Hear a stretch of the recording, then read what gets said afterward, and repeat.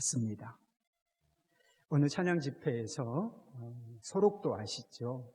한센병 가지신 분들이 모여서 사는 곳인데 소록도에 거주하시는 몇몇 분들이 찬양 집회에 참여하셨다라고 합니다. 그분들의 간증과 찬양 순서가 있었대요.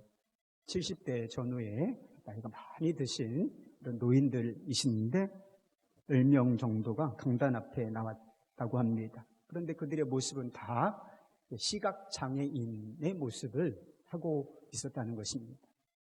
한센병이 무서운 질병이 있잖아요. 그래서 신체 기관이 뚝뚝 떨어져 나가게 되는데 나중에는 눈까지, 시력까지 완전히 잃어버리게 되는 그런 상황이 된다는 것입니다. 그래서 손발도 이렇게 사라지고 그리고 눈도 시력도 잃어버린 그 10명 정도 되는 사람들이 모여 있는 것입니다. 그런데 한 분이 간증을 하면서 이런 얘기를 하셨대요. 하나님의 은혜가 너무너무 감사해서 이 자리에 섰습니다. 이렇게 간증을 시작했다는 것입니다. 하나님의 은혜가 너무너무 감사해서 그냥 하는 말하고 진짜가 있잖아요. 하나님의 은혜가 너무 감사해서 제가 이 자리에 섰습니다. 이렇게 이야기를 시작했다는 것입니다.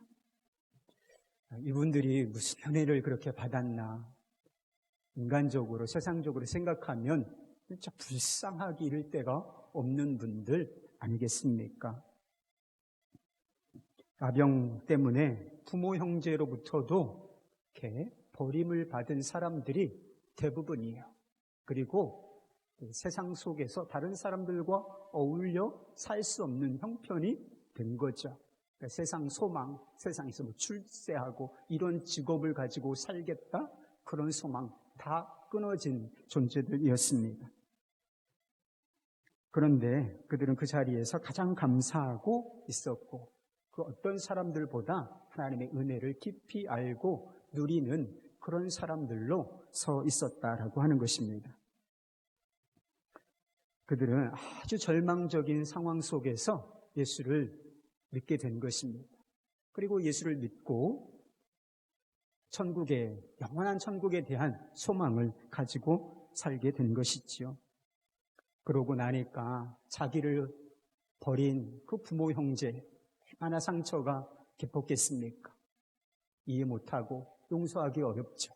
그런데 내가 부모 형제를 그렇게 미워했던 그 죄도 회개하고 또 부모 형제를 용서하게 되는 일이 있었다는 것입니다.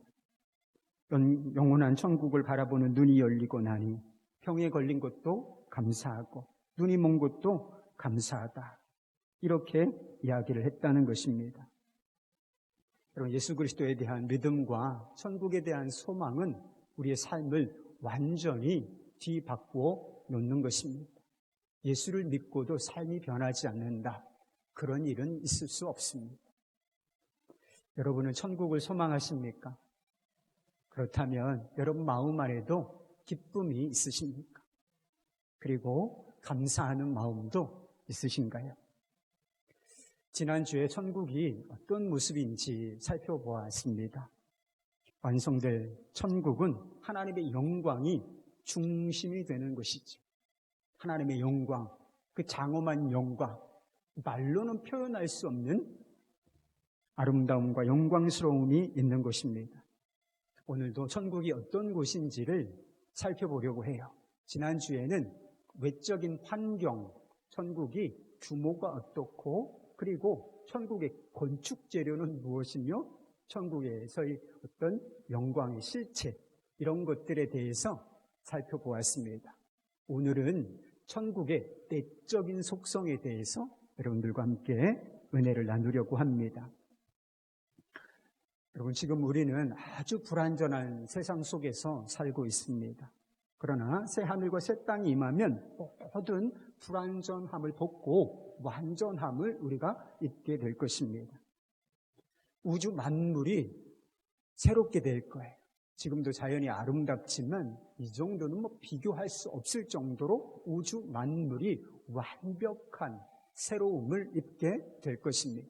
뿐만 아니라 우리 자신도 불완전함, 이것을 벗어버리고 우리가 새 옷을 갈아입는 것처럼 우리가 모든 면에서 완벽하여지고 새로워지게 될 것입니다. 에베소서 1장 4절 말씀에 보면 우리를 향한 하나님의 계획이 어떠한지를 말씀하고 있습니다. 에베소서 1장 4절 말씀, 창세전 그리스도 안에서 우리를 택하사 우리로 사랑 안에서 그 앞에 거룩하고 흠이 없게 하시려고. 인간은 하나님의 형상대로 지음을 받은 아주 독특하고 그러므로 아주 존귀한 존재들이었습니다. 그런데 죄가 문제잖아요. 죄가 들어와서 이 하나님의 형상에 말할 수 없는 흠집을 냈다는 것이죠. 그럼 지금 우리 자신의 모습을 한번 생각해 보세요. 우리가 얼마나 문제가 많습니까? 우리가 얼마나 흠이 많은 존재입니까? 결함 덩어리다 이렇게 표현해도 거의 과언이 아닐 정도의 흠이 많은 존재, 그게 저고 그게 여러분인 것입니다. 그런데 하나님께서 거룩하고 흠이 없는 자로 만드시는 것이 그리스도 예수 안에서 우리를 향한 계획이라고 말씀하고 계신 것입니다. 그런데 이 일이 언제 이루어진다는 것인가? 새 하늘과 새 땅, 새 예루살렘이 하늘로부터 임할 때에 그런 일이 이루어진다는 것이죠. 종말의 때에 예수님께서 다시 오시마 하신 그 약속이 실제가 되는 날에 이 모든 일이 우리에게 실제가 된다는 것입니다. 완벽해진 사람들이 거주하게 되는 완벽한 초소, 여기가 바로 새하늘과 새 땅, 완성된 천국이라는 것입니다. 여러분, 예수 그리스도를 영접했지만 우리는 어때요? 아직도 불완전하고 아직도 부족하고 연약한 구석이 너무나 많지 않습니까? 그러나 분명하게 해야 할 것이 있어요. 우리가 불완전하고 결함이 아직도 흠이 많은 사람들이지만 예전과 똑같은 것은 결코 아니라고 하는 사실입니다. 하나님께서는 우리가 예수님을 영접하는 그 순간부터 우리를 완전하게 하는 작업을 시작하셨다는 거예요. 성령으로 말미암아 우리의 영혼을 거듭나게 하시고 하나님과의 관계를 새롭게 하셨을 뿐만 아니라 모든 영역에서 우리의 인격과 그리고 우리의 삶의 모든 영역에서 우리를 새롭게 하시고 완전하게 하시는 그 작업을 이미 시작하셨다 하는 것입니다. 여러분, 우리가 예수 그리스도를 영접하는 순간 신분상으로 우리가 의롭다함을 받는다, 이런 이야기 들어보셨죠? 여전히 죄가 있고 여전히 인격적으로 결함이 있는 사람인데 하나님께서 우리 같은 존재를 어떻게 바라보아 주시는가? 거룩하고 완전한 사람으로, 의로운 사람으로 받아들여 주시고 그렇게 여겨주신다라고 하는 것이죠. 여러분, 그리스도인의 다른 이름이 하나 있어요. 성도라고 하는 것입니다. 우리 교회 안에도 지금 직분이 있죠. 집사님도 있고 권사님도 있고 장로님도 있고 저 같은 목사도 있고 그렇습니다. 그런데 성도가 직분이에요? 성도는 직분이 아니라 신분입니다. 우리가 어떤 존재인지를 설명하는 그 신분에 관한 것. 그럼 저도 목사이지만, 직분은 목사이지만 신분은 뭐예요? 성도예요. 성도. 이거면 충분합니다. 그런데 성도가 무슨 뜻인지 아세요? 성도, 그럼 성도님, 이게 무슨 뜻인지 아세요? 거룩한 사람이란 뜻이에요. 거룩한 사람이다. 카톨릭에서는 성자가 따로 있어요. 아주 독특하고 그리고 순종 잘하는 사람, 그리고 죄와 많이 구별된 사람이 어떻게 저렇게 살 수 있지? 이렇게 생각되어지는 사람을 성자라고 부르지만 그거는 성경을 왜곡하는 것입니다. 우리가 예수 그리스도를 영접하는 그 즉시 우리의 신분은 무엇인가? 성자라는 것, 성도, 거룩한 사람이라고 불리는 것입니다. 어떻게 이렇게 결함이 많고 우리가 우리 자신을 알잖아요. 어떻게 이렇게 결함 많고 단점 있고 흠결이 많은 이런 존재를 성자라고 불러주실 수 있을까? 이유는 단 한 가지요. 예수님께서 우리를 위하여 하신 일이 거룩하고 완전하기 때문인 것을 믿으실 수 있기를 바랍니다. 그러나 하나님의 역사는 우리를 신분상으로, 그러니까 우리의 영혼만을 거룩하게 하는 것으로 끝나는 게 결코 아니라는 것입니다. 우리를 모든 면에서 천국의 그 완전한 천국에 합당한 자로 우리를 준비시켜 나가신다 하는 것입니다. 여러분, 농사를 지어보신 경험이 있으십니까? 봄에 파종할 때를 한번 생각해 보세요. 파종할 때는 뭐를 심어요? 씨앗을 심는 것이죠. 그런데 그것이 가을에도 씨앗 하나로 그대로 남아있을 것이라고 생각하면서 씨앗을 심는 사람은 단 한 사람도 존재하지 않는다. 씨앗을 심는 건 뭘 내다보고 심는 거예요? 완전한 열매, 가을에 풍성한 열매를 내다보고 그 씨앗을 심는 거라. 그럼 우리 신분이 거룩해진 것은 씨앗이 심긴 것이나 마찬가지인데 그것으로 끝나는 것이 아니라 완전한 열매를 거둘 때를 내다보셨다는 거예요. 완성된 우리의 인격, 우리의 삶의 모습을 이미 예상해 놓으시고 우리를 그리스도 안에서 거룩하게 구별하시고 의롭다, 성도다 이렇게 불러주셨다라고 하는 것입니다. 여러분, 우리가 세상에서 사는 동안에는 결코 완전해진 우리 자신의 모습을 볼 수는 없을 거예요. 그러나 이미 완전을 향한 여정은 시작되었고 하나님께서 예정하신 때에 그 일은 반드시 이루어질 줄 믿으시길 바랍니다. 사도 바울이 이 일이 이루어질 것에 대한 분명한 확신을 이렇게 이야기한 적이 있습니다. 빌립보서 1장 6절 말씀. 너희 안에서 착한 일을 시작하신 이가 그리스도 예수의 날까지 이루실 줄을 우리는 확신하노라. 할렐루야. 여러분, 하나님께서 예정하신 날이 이르면 우리는 도대체 어떤 모습일까요? 사도 요한은 그때를 이렇게 묘사했어요. 사랑하는 자들아, 요한일서 3장 2절 말씀. 사랑하는 자들아, 우리가 지금은 하나님의 자녀라. 장래에는 어떻게 될지 아직 나타나지 아니하였으나, 지금 우리죠. 그가 나타나시면 우리가 그와 같을 줄을 아는 것은 그의 참모습 그대로 볼 것이기 때문이니 라고 말씀하고 있어요. 한마디로 예수 그리스도를 온전하게 닮게 된다는 거예요. 언제? 예수님께서 재림하시고 완전한 천국이 임하게 되면 우리가 누구처럼 된다는 것일까?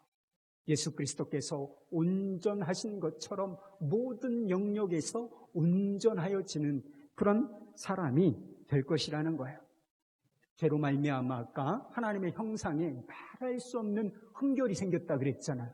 그런데 이 흠이 다 사라지고 하나님께서 그리스도 안에서 계획하신 모습대로 모든 영역에서 흠결이 사라지고 완벽한 창조의 원형, 이 하나님의 형상이 회복될 것이다. 그렇게 말씀하고 있는 것입니다. 완전하게 된 우리 자신은 과연 어떤 모습일까요?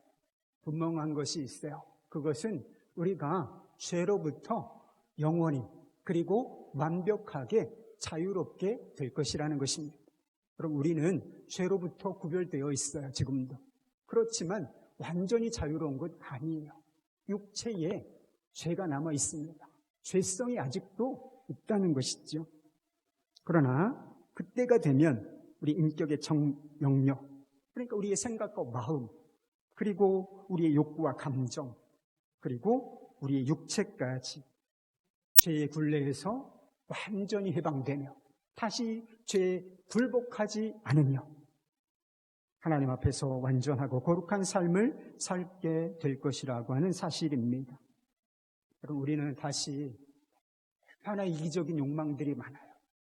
우리는 다시 이기적인 욕망이나 더러운 생각들을 품지 않게 될 것입니다. 그리고 우리의 입술이 얼마나 지저분해요. 어떤 때는 냄새가 나고 시궁창 같다. 이럴 때도 있지 않습니까? 그러나 그때가 되면 우리의 입술도 깨끗해질 것입니다. 더 이상 더럽고 그리고 불필요하고 쓸데없는 말 하지 않게 될 거예요. 다른 사람과 불화하거나 분노와 미움, 증오 같은 이 부정적인 감정들 있잖아요. 우리의 감정 속에서 싹 사라지게 될 것입니다. 이런 천국에는 세상이 없어요. 그리고 육체의 정욕도 없고 마귀가 있을까요? 없을까요? 천국에는 마귀도 존재하지 않아요. 그렇기 때문에 세상에는, 이 천국에는 죄의 유혹이 존재하지 않는 것입니다. 그러므로 우리는 하나님의 뜻을 거역하는 그 어떤 일도 행하지 않게 될 거예요. 우리가 순종한다고 하지만 우리의 순종은 지금 온전치 못하잖아요. 그런데 완전한 천국에서는 우리가 어떻게 주님을 따르게 될 것인가? 한치의 오차도 없이 하나님의 법과 하나님의 말씀에 일치하는 온전한 순종의 삶을 살게 될 것입니다. 여러분은 이와 같은 자신의 모습을 상상해 보실 수 있겠습니까? 사실 지금 우리 자신의 모습으로서는 이런 완벽해진 모습을 그려본다는 것은 너무나 어려운 일이에요. 상상이 잘 안 됩니다. 왜냐하면 지금 우리 자신의 모습과 완벽해질 그날의 우리 모습과는 현저한 격차가 있기 때문에 이걸 미리 예상하고 온전하게 그때가 어떤 모습이 될까? 사실 상상하기가 쉽지 않은 것입니다. 그렇지만 제가 지금까지 말씀드린 이 모든 것들이 반드시 실제가 될 날이 올 것이다. 이것을 믿으시기를 바랍니다. 그럼 천국에서 우리는 어떤 삶을 누리게 될까요? 그때가 되면 우리는 완전한 기쁨이 무엇인지를 알게 될 것입니다. 여러분, 우리는 기쁨이 필요하고 우리는 기쁨을 갈망하는 그런 사람들입니다. 그런데 세상에서는 어때요? 우리가 기쁠 때가 많습니까? 아니면 우울하고 짜증나고 또 슬픈 때가 많이 있습니까? 기쁜 일보다는 안타깝지만 아프고 슬픈 일이 더 많은 것이 인생인 것 같습니다. 웃어야 할 때보다 울어야 할 때가 더 많은 것이 인생이 아닌가 싶습니다. 태어날 때 울고 태어나잖아요. 웃고 태어나는 아이들 하나도 없어요. 그죠? 다 세상이 막 떠나갈 것처럼 울고 태어나잖아요. 그리고 인생의 마지막인 죽음은 어떻습니까? 장례식장 가보시죠. 온통 눈물 바다예요. 한마디로 눈물 골짜기를 지나가는 것이 인생이라는 것이지요. 우리가 세상에서 기쁨을 전혀 맛볼 수 없는 것은 아니에요. 세상에서 하든지 기쁨을 맛볼 수 있습니다. 그렇지만 세상에서 맛보는 기쁨들은 다 불순물들이 끼어 있습니다. 기쁨에도 죄가 끼어들 수 있다는 사실을 아십니까? 처음에는 기쁜 일이었는데 점점 끝으로 가면 슬픈 일로, 고통스러운 일들로 끝나는 경우가 얼마나 많은지 몰라요. 그럼 기쁨에도 효용이 줄어들어요. 여러분, 음식 있잖아요. 맛있는 음식 먹으면 기분 좋죠? 행복하다. 우리가 그런 정도죠, 뭐. 맛있는 음식 먹으면 맛있어. 너무 행복하다. 이것도 기쁨을 줘요. 그런데 세상에서의 기쁨은 전문 용어로 한계 효용, 체감의 법칙이 있어요. 원래는 똑같아요. 음식은 똑같아요. 음식 맛은 똑같아. 그것을 느끼는, 그때는 그렇게 한두 번 맛볼 때는 너무 맛있었는데 그걸 매일 먹어봐요. 그렇게 맛없다니까 그냥 먹는 거죠. 이게 세상에서 누리는 기쁨의 실체입니다. 그러나 천국에서 누리는 기쁨은 그렇지 않아요. 완전합니다. 그리고 영원한 것. 그것이 천국에서 우리가 누리게 될 기쁨의 실체인 것입니다. 시편 16편 11절에서 이렇게 말씀하고 있어요. 주의 앞에는 기쁨이 충만하고 주의 우편에는 영원한 즐거움이 있나이다. 충만한 기쁨, 그리고 영원한 기쁨, 그것이 우리가 천국에서 누릴 기쁨의 실체인 것이라고 하는 것이죠. 여러분, 천국에서는 우리가 이 세상에서 울고 탄식할 일이 참 많잖아요. 눈물 흘려야 할 일이 많습니다. 그런데 이 모든 눈물, 탄식, 슬픔의 근원들이 싹 씻겨나가게 될 것이라는 거예요. 우리가 새 하늘과 새 땅이 딱 입성, 새 예루살렘, 그 수도에 딱 들어갔을 때 주님께서 우리를 맞아주시는데 뭐부터 씻겨주시느냐? 우리의 눈물부터 씻겨주시겠다라고 말씀하셨어요. 계시록 21장 4절 말씀이죠. 모든 눈물을 그 눈에서 닦아주시니 다시는 사망이 없고 애통하는 것이나 곡하는 것이나 아픈 것이 다시 있지 아니하리니 처음 것이 다 지나갔음이라라. 여러분, 천국에는 죽는 것이나 다시 아픈 것이 없다 그랬어요. 아픈 분들 많죠. 당뇨, 신경통, 혈압, 암, 디스크 안 나, 잘 안 나. 이 의학이 이렇게 발달한 시대에 살고 있는데 안 낫는 건 안 나요, 정말. 그런데 기대하시라. 개봉박두. 우리가 다시 아프지 않을 때가 온다는 것. 다시 죽지 않을 때가 온다는 것입니다. 모든 질병이 사라질 때가 올 것인데 우리 육체적인 질병뿐만 아니라 우리 심리적인 질병들도 사라질 것이라고 하는 것입니다. 염려와 근심, 두려움, 낙심과 절망, 이게 더 고통스러울 때가 있잖아요. 그런데 우리 마음속에서 이런 것들이 싹 사라지게 되는 것입니다.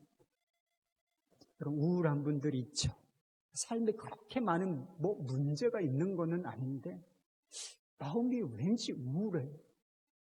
혼자 있으면 너무 외롭고 우울하고 죽고 싶고, 이런 분들 요새 얼마나 많은지 몰라요.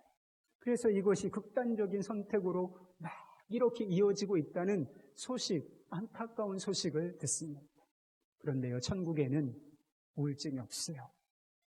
천국에는 우울증 환자가 한 명도 없는 기쁨의 나라인 것입니다.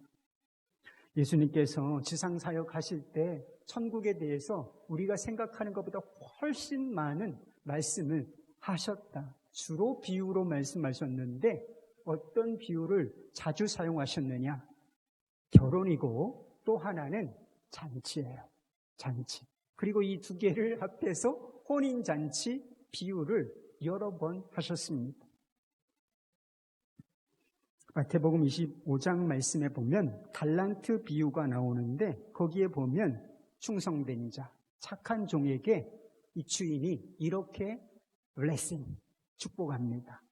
23절 말씀인데 그 주인이 이르되 잘하였도다 착하고 충성된 종아, 내 주인의 즐거움에 기쁨에 참여할지어다. 여러분, 잔치의 핵심이 뭡니까?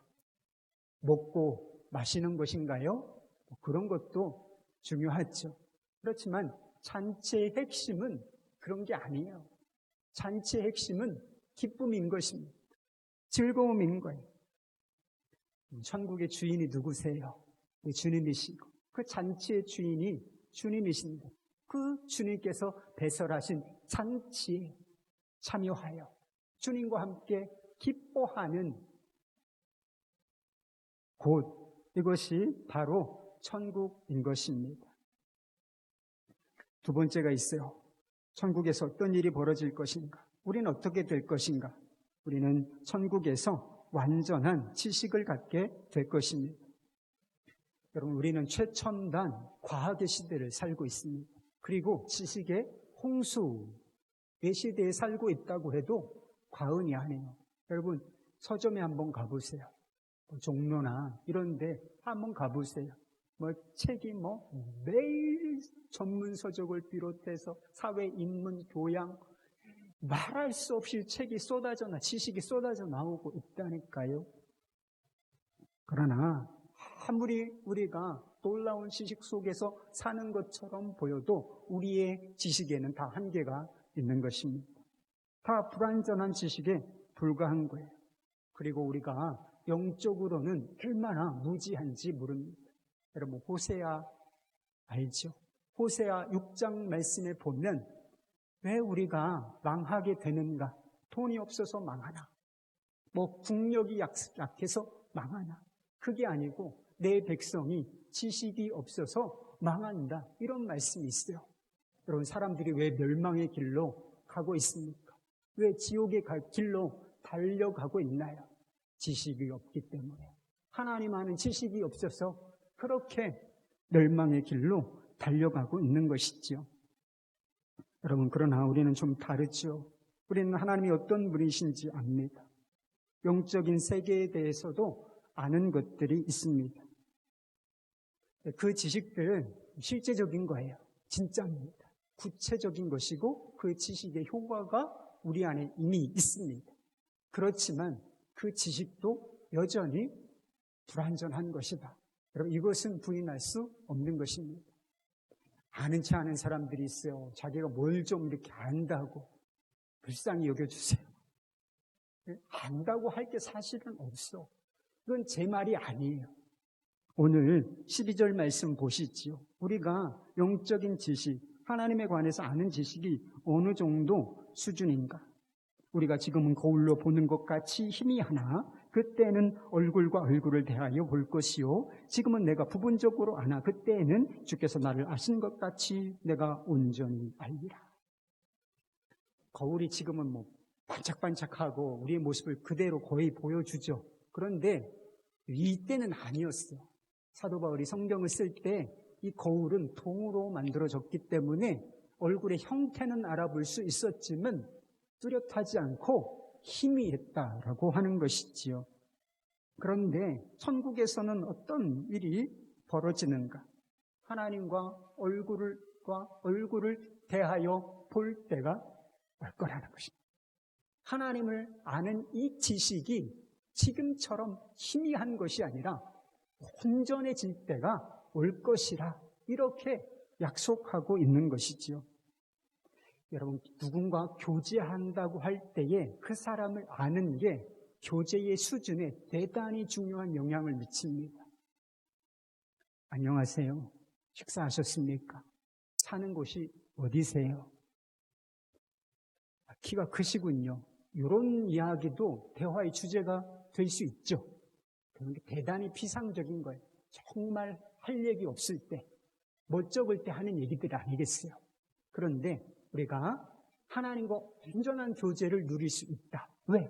하나님과의 이 하나님을 아는 지식이 온전하여지기 때문에 하나님과 교제하는 차원과 수준도 완전히 그때는 달라지게 될 것이라고 하는 것입니다. 깊이 있는 교제를 할 수 있게 되는 것이죠. 우리가 세상에서 사는 동안에는 항상 있어야 할 것이 있다 그랬는데 믿음이 필요해요. 그럼 믿음으로 우리가 하나님을 아는 것이고 믿음으로 영적인 것들을 우리가 경험하고 알게 되는 것이죠. 그런데요, 천국에 가면 믿음이 필요 없어질 것입니다. 왜 믿음이 필요 없어지죠? 우리가 믿고 신뢰하고 의지하는 그러나 불완전한 우리의 믿음이잖아요. 그런데 천국에서는 우리 믿음의 대상이신 하나님을 얼굴과 얼굴을 대하여 보는 역사가 그 일이 일어날 거라는 것. 그러니까 우리의 믿음이 눈앞에 현실이 되어서 나타날 것이기 때문에 더 이상 보는 것을 여러분 제가 여러분을 믿겠습니까? 보는 거예요. 그냥 보는 거잖아요. 이렇게 우리가 하나님을 볼 수 있게 되는 날이 올 것이기 때문에 더 이상 믿음이 필요 없는 시점이 오게 될 것이라고 하는 것이지요. 예수님께서 복이 있는 사람, 팔복에 대해서 말씀하셨는데 어떤 사람이 복이 있다고 말씀하셨느냐 하면 마음이 청결한 자는 복이 있나니 저희가 하나님을 볼 것이니요 라고 말씀하셨습니다. 지금 우리는 믿음으로 보고 있는 거예요. 그런데 완성된 천국에서는 믿음으로 보는 게 아니라 그냥 눈으로 하나님의 영광을 있는 그대로 보게 될 것이라는 것입니다. 그 장엄한 영광, 그 감당할 수 없는 영광을, 그 가슴 벅찬 영광을 우리가 있는 그대로 보고 경험하고 누리게 될 것이라고 하는 것입니다. 지금 성경 공부해야 됩니다, 여러분. 말씀을 보고 묵상하고 그리고 성령께서 세미한 음성으로 들려주시는 음성을 들어야 돼요. 그런데 천국에서는 그렇지 않아요. 이 천국에 들어가게 되면 따뜻하고 그리고 장엄하고 위대한 하나님의 음성을 우리가 귀로 듣게 될 것입니다. 그럼 천국에서 완전한 기쁨을 누리게 될 것이라고 말씀드렸어요. 기쁨의 원천들이, 요소들이 아주 다양하게 있을 수 있지만 핵심은 무엇이냐? 하나님의 영광을 보는 기쁨, 그것이 우리가 누릴 기쁨의 핵심이고 가장 중요한 원천이 될 것이다. 그것은 분명한 사실인 것입니다. 제인 크로스비라고 하는 분이 있어요. 여자분인데 우리 찬송가에도 이분이 작사한 찬송가가 실려 있습니다. 그런데 이분이 후일의 생명 그칠 때라고 하는 찬송시를 쓰셨는데 가사가 이렇습니다. 우리 찬송가에는 없어요. 후일의 생명 그칠 때 여전히 찬송 못하나 성부의 집에서 깰 때에 내 기쁨 한량 없겠네. 후일의 장막 같은 몸 무너질 때 모르나 정령히 내가 알기는 주 예비하신 집 있네. 후일의 석양 가까워 서산에 해가 질 때에 주께서 쉬라 하실 때 영원히 안식 없겠네. 그날을 늘 기다리고 내 등불 밝게 켰다가 주께서 문 여실 때 이 영혼 들어가겠네. 내 주 예수 배울 때 그 은혜 찬송하겠네. 내 주 예수 배울 때 그 은혜 찬송하겠네. 이런 찬송가 있습니다. 이 제인 크로스비 여사는 맹인이었어요. 아주 어렸을 때 6개월쯤 되었을 때 의사가 잘못 처치를 해서 눈이 멀고 말아서 평생 아무것도 볼 수 없는 그런 흑암의 삶을 살았던 여인이었습니다. 그런데 천국에 가면 눈을 뜰 거잖아요. 자신이 온전한 모습으로 변하여질 것이고 자신이 눈을 탁 하고 첫 번째 보게 될 사람이 누구일 것인가? 그분이 그리스도 예수, 자신의 구원자일 것이라는 것을 그분이 믿었다는 것입니다. 그러니까 세상은 흑암천지고 고통스러운 일이 현실적으로 실제하였지만 그가 마음으로 기뻐하고 그의 입술로 찬송하는 삶을, 그 능력의 삶을 살아낼 수가 있었던 것입니다. 전남 영광에 가면 야월교회라고 하는 교회가 있습니다. 6.25 때 교인의 대다수가 순교한 그런 교회입니다. 순교지에 이런 문구가 새겨져 있어요.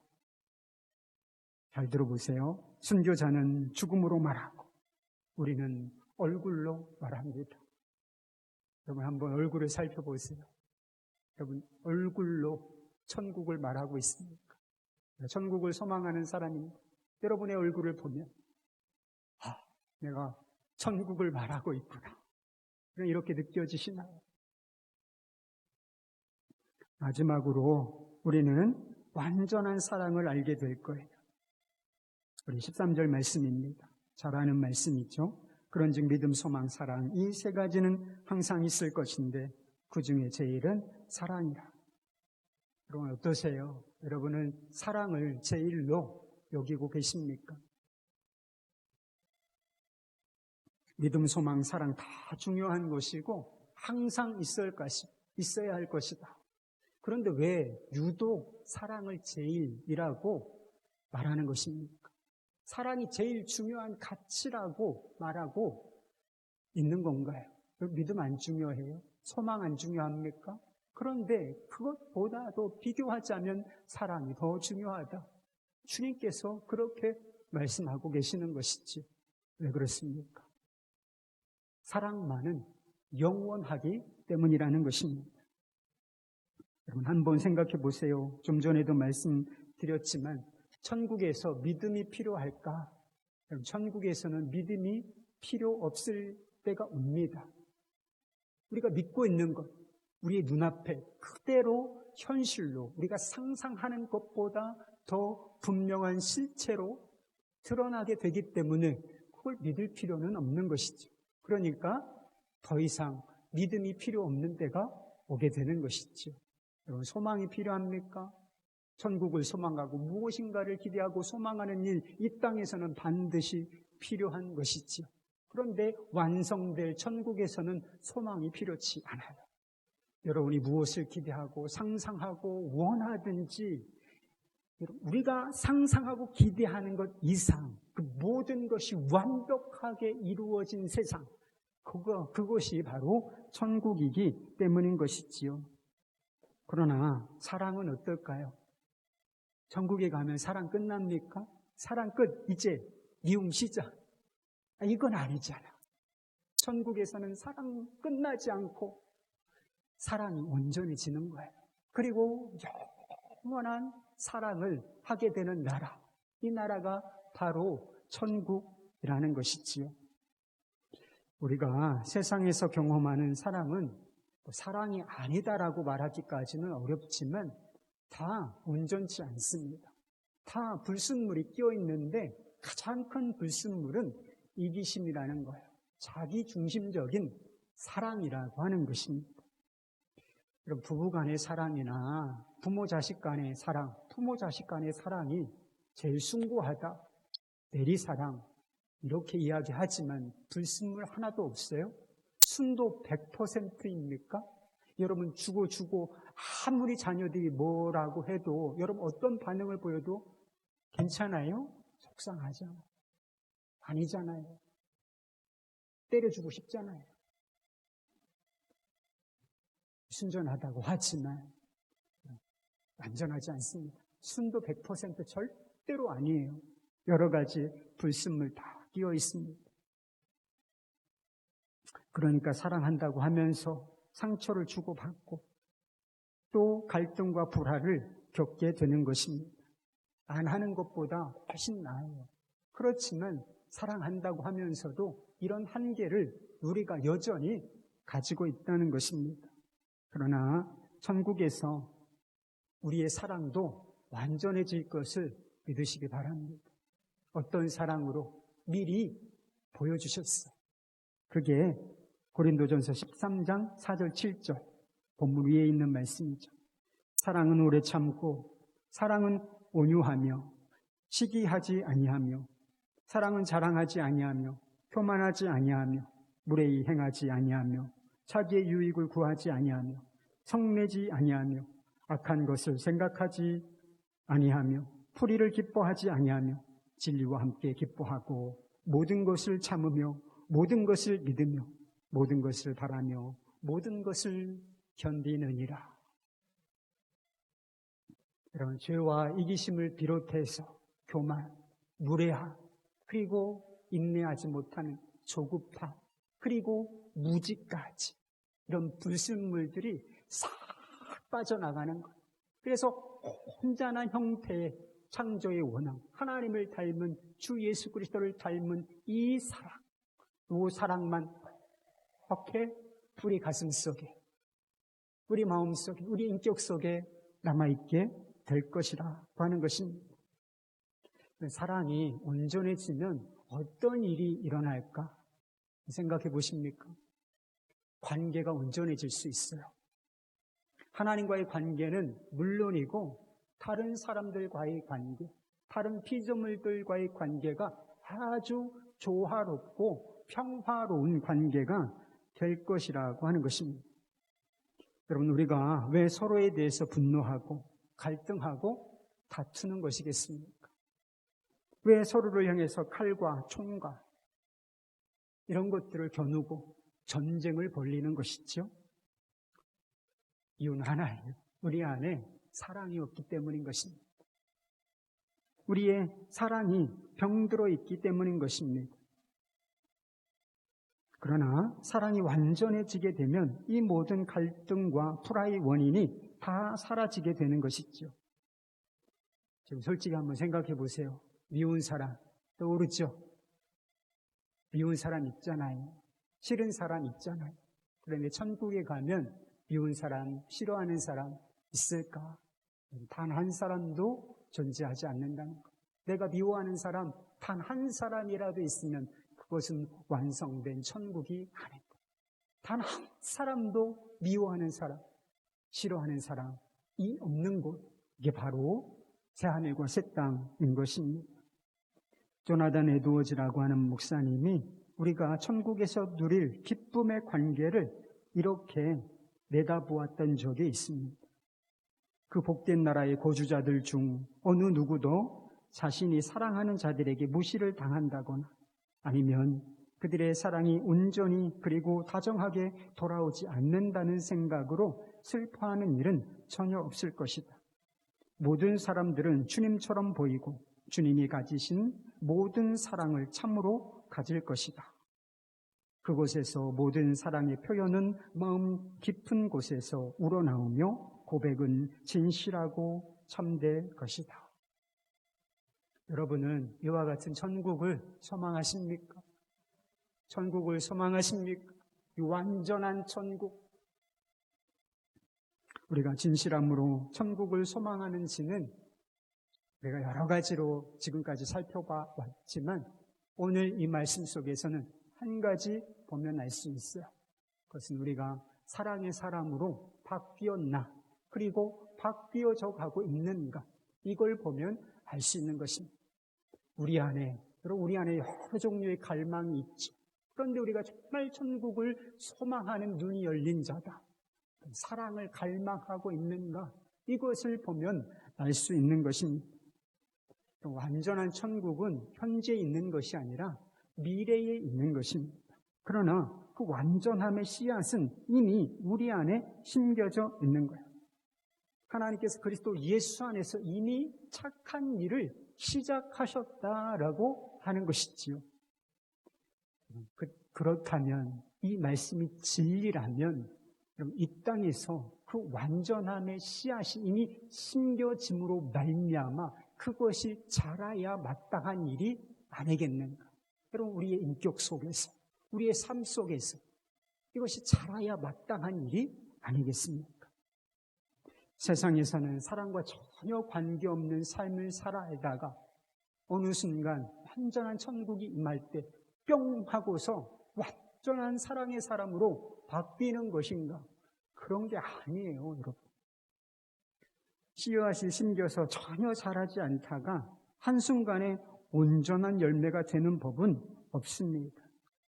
여전히 불완전하고 그때 완전한 모습과는 상당한 격차가 있을 것이 분명해요. 불완전하고 여전히 불순물들이 끼어 있을 것은 맞습니다.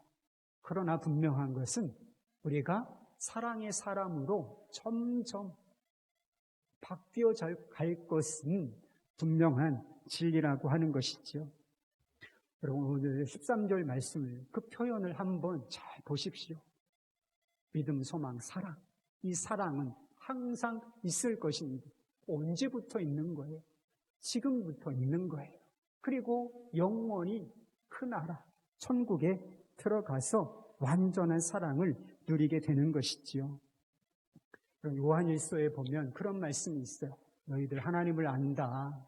그리고 하나님의 사랑을 안다. 십자가 사랑을 안다. 그러면서 형제를 사랑하지 않는 거 그거 가짜야.